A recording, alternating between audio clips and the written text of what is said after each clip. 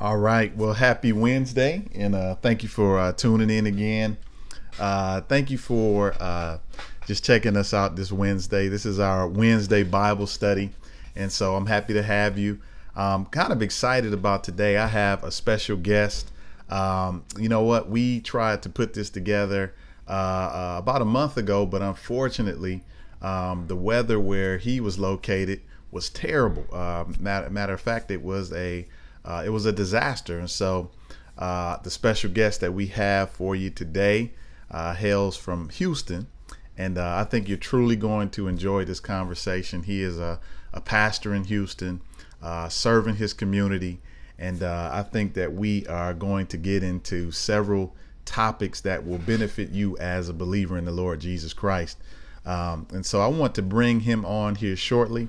And before we do that, I want to make sure that you will consider subscribing to our channel, our YouTube channel.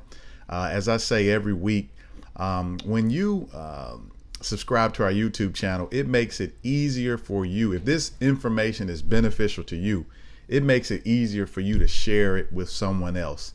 Oftentimes via social media, it may not be as easy. But if you can share this material via YouTube, it's a lot simpler. So please go ahead and like this, share, subscribe. We would truly, truly appreciate your support in that area.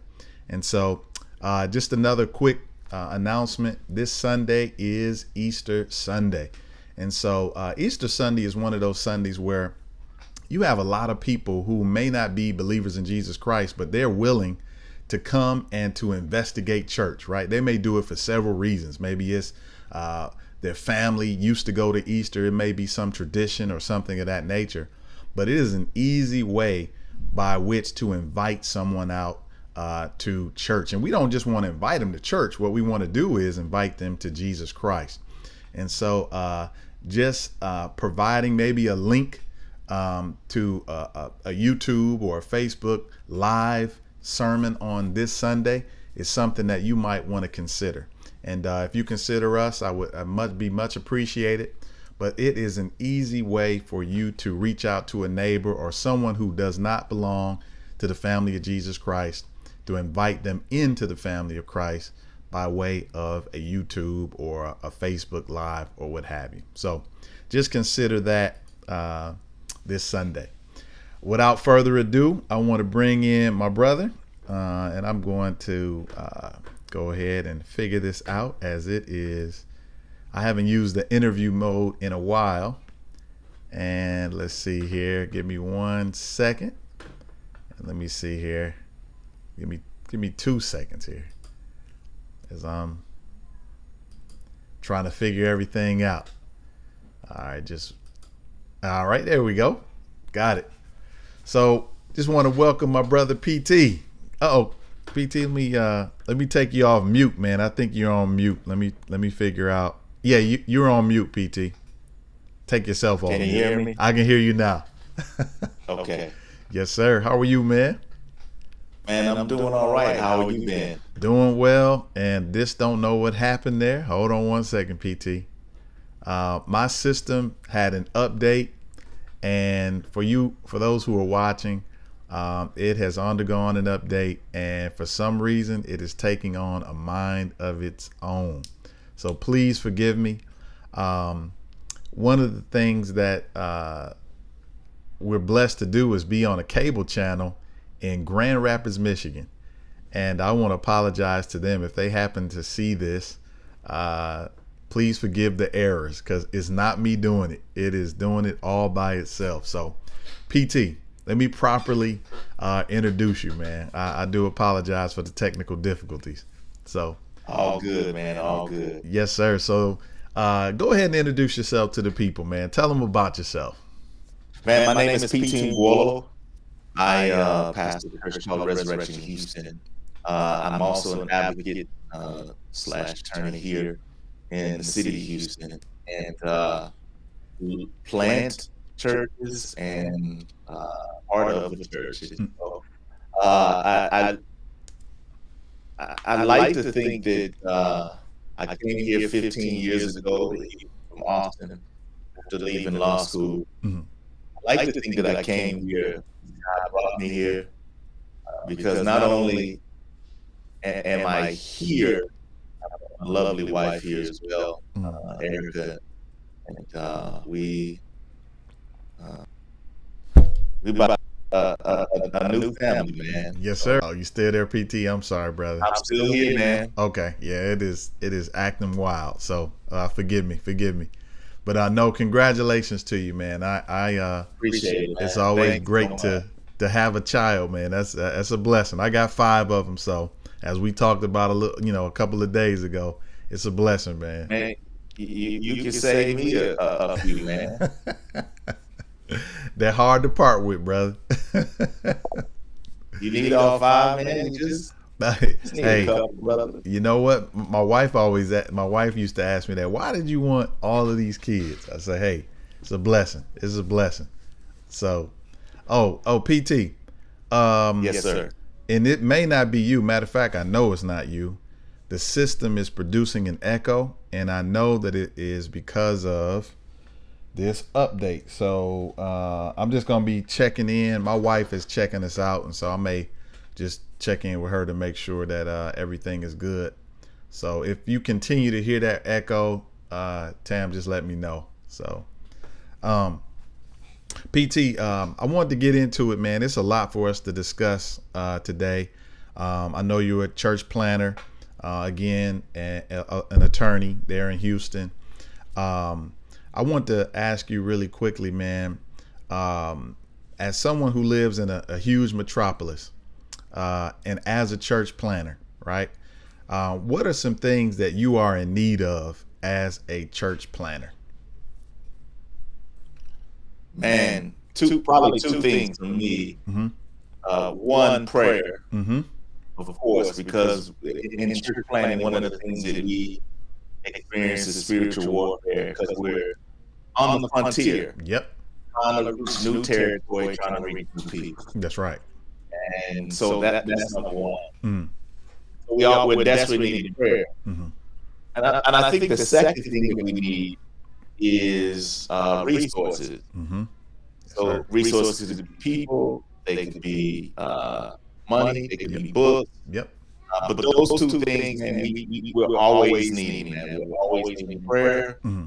because we're reaching new people. Mm-hmm. I know now with this pandemic, we're reaching people who get the internet. Mm-hmm. But I mean, a lot of times, man, we're touching neighborhoods, churches haven't touched. We're touching people haven't touched before. And I don't believe in territorial spirits or anything like that, but I do believe that anytime you're trying to advance on the enemy territory, Yep. man, he coming for you. That's so, true. Man, prayer and resource. Yes, sir. Okay. And what I want to do too, man, before we end this broadcast, I want to put up a way by which for people to reach out to you if they have an inroads to resources. I want to make sure that we have some information to reach out at the very end. So I just want to see how we can help you down there in Houston, man. So man, appreciate it, man. Thank you so much. Yes, sir. Man, I was going to ask you too, man, in light of some of the things that we're experiencing, we're going to get into a lot of areas tonight.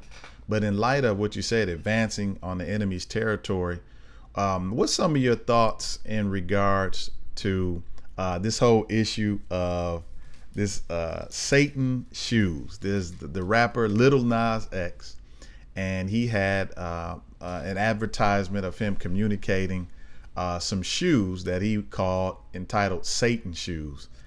And this was a big uproar. A lot of people were, up in arms. Because whenever you inject the name Satan, people have a particular thought process. And so what's some of your thoughts on this whole thing with him and his Satan shoes? Lil Nas X and Satan. I'm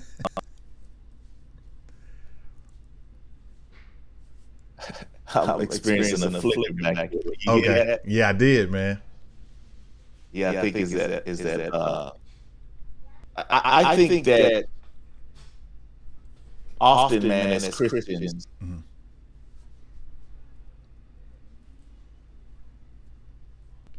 than knowing who we're for. Mm-hmm.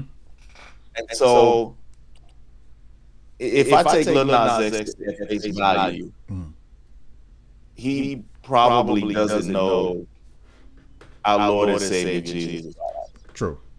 And if he wore heaven shoes and had godly lyrics and didn't know Jesus,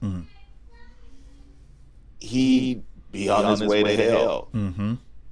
It doesn't matter his morality or his supposed morality, because the work that John tells us the work that we ought to do is to believe on his son. And so I think times like this, with people like Lil Nas X, are opportunities for us to reach out to the culture and tell them about the person that we believe in, Jesus Christ. That's right. Clear up all the bad theology, because I think with this whole thing, man, with the fact that his people are calling his shoes satanic, and I'm going to let you speak to this too, but I think that there's already immediately an error, right, in the theology. Everybody has a theology, and theology is nothing more but the study of God, right, or your doctrines or your beliefs in God. And so, let me ask you this: can shoes be satanic? Let's clear that up first. Man, well, first of all, here's the thing, man. We think that God has his domain over here, and Satan has his domain over here. But what we don't understand is that Satan cannot create; he can only corrupt. That's right. And everything that is that we see and know is the domain of God. Every square inch is God. Everything was created by God, and so that everything from shoes to music, to food, to art, to all these things. And so I think a lot of us, man, we have just this small, very small view of God, and these are God's shoes, and these are Satan's shoes. No, these are all God's shoes. That's right. And like Drano, Drano can be used to clear a toilet, or Drano can be poisoned depending on how you use it. That's right. And I think it's the same way with all God's creation. Whatever you do, what God's creation, do it for the glory of God. That's right. No, that's good. So I like what you said, man. God is the person who creates. Satan is the one who corrupts. And so what we need to understand is that shoes in themselves cannot be satanic, right? It's the person who's bearing the shoes that Satan can use, right? Or you can be a part of. He'll be your leader, right? Your personal leader. And so I think that's good, man. Good to clear that up. What do you think, man? What do you think the culture's interest is? We have a lot of people who have a tremendous interest in Satan, right? Or they're easily alarmed when they see something quote unquote satanic.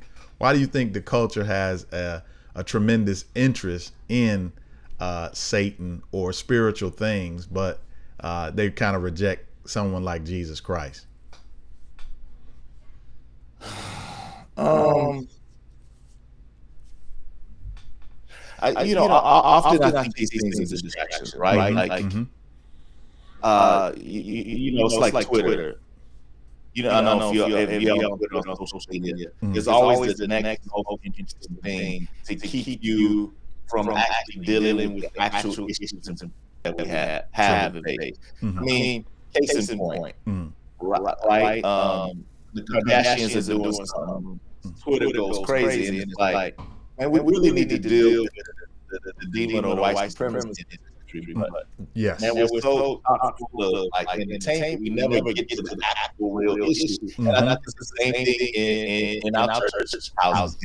Lil Nas X does something. We're like, we need to get on that. I'm like, man, Lil Nas X and all that stuff is going to help us fulfill the Great Commission of Jesus Christ. That's right. Like it sounds good. It's not hearing the word. No, it's good. That's excellent, man. And you're right, man. We can't be be thrown here and there by every little distraction. We do have to recognize what are distractions, and we also need to recognize what are great entry points into the culture to teach them about who Jesus Christ is. So that's excellent, man. Great. And point. I think we got one with it. I think so too. We've got a great entry point. Yep. With this particular issue. Yes, I agree. And we, in the quick responses to like condemn, like you're condemning someone who's already condemned. And so why, are we going around condemning this person's behavior when, as you said, man, this is an entry point about who Jesus Christ is. And so great point, man. What I was going to ask you too, man, and you can speak briefly on this. What do you think is, this other element that is plaguing or ailing the church?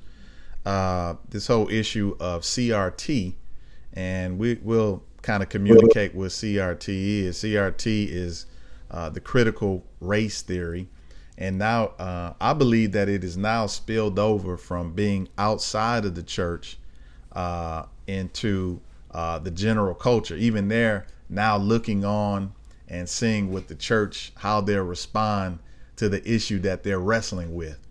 And so critical race theory, and you can jump in, PT, whenever you want to correct me or give further explanation, but critical race theory is used in law and used to analyze certain things. And in this particular case, critical race theory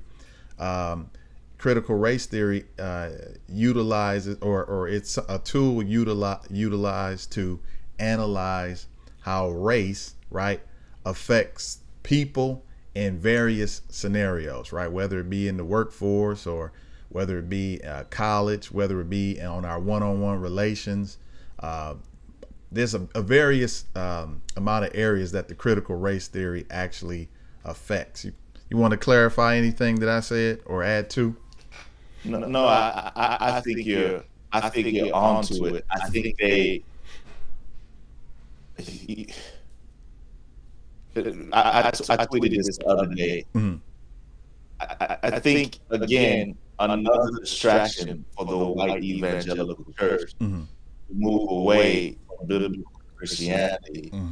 And my friend called this a red herring. So I'm asking you to love your neighbor, and then you deflect and start talking about CRT. That's literally what's happening. Like, no. I'm not talking about a theory from a book. I'm just saying, hey, man, love the different, love black folk, love black brown folk. As Jesus asked us to love our neighbor. I mean, but again, I think when your heart doesn't want to do what you know to do, that's right, you come up with distractions and red herrings. Yep. And they talking about CRT, like, wait. All I know is love thy neighbor, ask thyself. That's all I know. Yep. Yes. That's all I'm asking. That's all we're asked to do. So in that aspect, in the vein of CRT, what's your and you just did it actually. You pretty much surmised.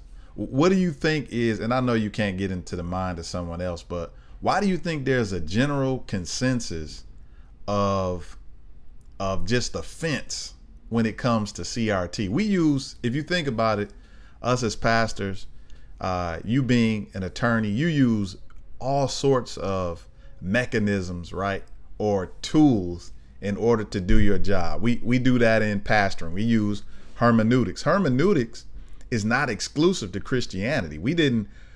Christians did not create hermeneutics. That's a tool. True. And for anybody to understand what hermeneutics is just the way by which you interpret the Bible. It's a fancy way of communicating the science of interpreting the scripture.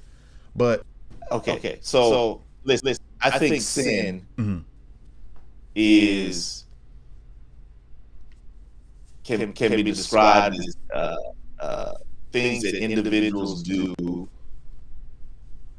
in order to get their way and not follow God's law. So we all, so if I cheat on my wife, sin. If I feel something, sin.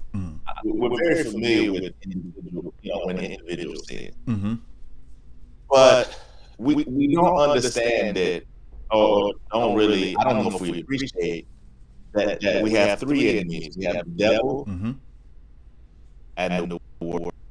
And if the devil might incite sin, our flesh, in our flesh, we might do individual sin. Yep. But the world has a system of sinfulness that we really just don't address. So here in this country, one of the world, if you will, is white supremacy, right? Yes. Just another way of describing corporate sin. And so that is, to me, in my opinion, that is the original sin of the yet to be United States. Yes. Is and so whenever you get that hot button topic, it seems as if people almost like now I'm gonna get Pentecostal, almost like a very a spirit that is a spiritual thing. It was the thing with Dylan Roof. Remember Dylan Roof? Oh yeah.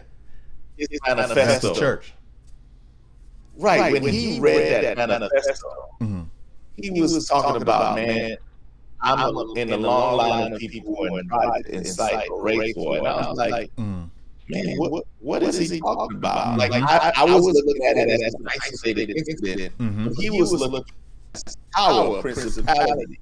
And when you think about it, man, like you're asking people to repent from a system and a structure and a way of doing things. And you're going to meet resistance. And I think one of those things, one of those resistance points is this whole thing. You're like, man, God is calling us to repent. And I'm sure that there are things that, us on the other side could help, lighten the load or lessen the burden, be more gracious and whatnot. But at the end of the day, I think it's calling for repentance. I think so. That's good. As we enter into the next topic, but I want to, Diego, do me a favor. Is it consistent, Diego? Is that echo consistent, or is it kind of going in and out? Let me know. Drop it in the chat whenever you get a chance, Diego. That's my brother, Diego, man. Good brother from Miami, serving in North Carolina right now. So Diego spends a lot of time out your way, PT. He does a lot in Christian music. Diego, what's up? So I definitely that's a brother you need to hook up with. You two need to hook up. I want to ask you, man, just in light of Houston, we know we got the Derek Chauvin case going on right now, and I'm glad to hear outlets properly communicating it's the Derek Chauvin case, right? And not the George Floyd case. Early on, man, they really because Derek decided his case. Yeah.